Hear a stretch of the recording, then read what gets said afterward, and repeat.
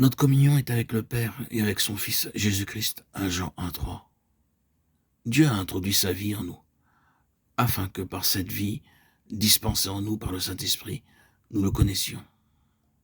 Dans notre communion, le Saint-Esprit nous apprend à parler au Seigneur, à nous décharger sur lui de nos fardeaux et soucis. Nous pouvons tout lui dire, sans lui parler, en lui confiant ce qui est trop lourd pour nous, que nous sentons déchargés. C'est ainsi que le Seigneur peut lui aussi partager avec nous ses besoins et ses propres pensées.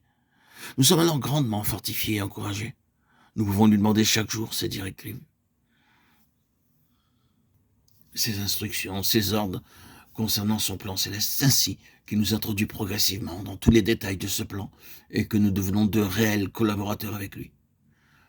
Il nous faut nous identifier dans sa mort, nous identifier dans sa résurrection. Et c'est bien là ce que doit être notre expérience de chaque jour.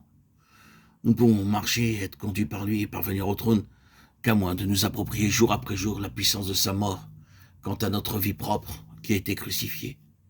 Et, par la même foi, la puissance de sa résurrection par laquelle nous avons reçu la vie éternelle qui est celle de la nouvelle création.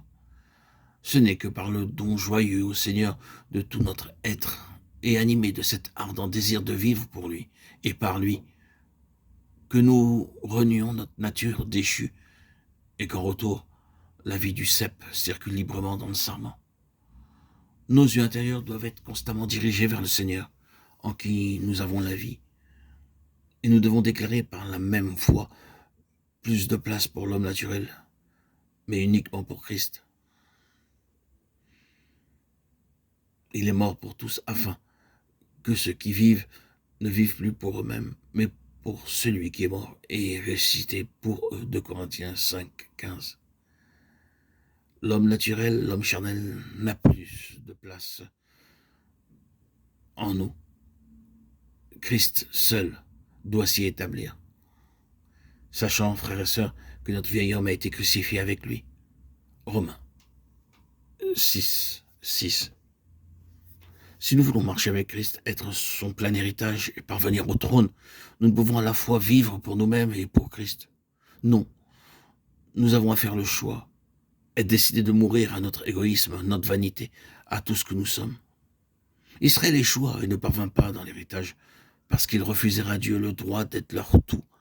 Beaucoup de croyants aujourd'hui sont dans l'illusion quant aux promesses de Dieu. Je crains que lorsqu'ils le réaliseront, il sera trop tard. Christ aura enlevé ceux qui auront été fidèles.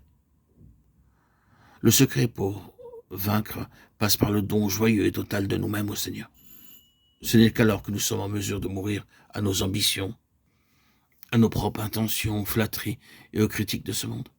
Ce n'est qu'ainsi que notre moi connaît la mort et que nous expérimentons progressivement la plénitude que nous avons en Christ, notre vie. Frères et sœurs, bien-aimés, que le Seigneur soit notre tout, et ainsi nous vaincrons.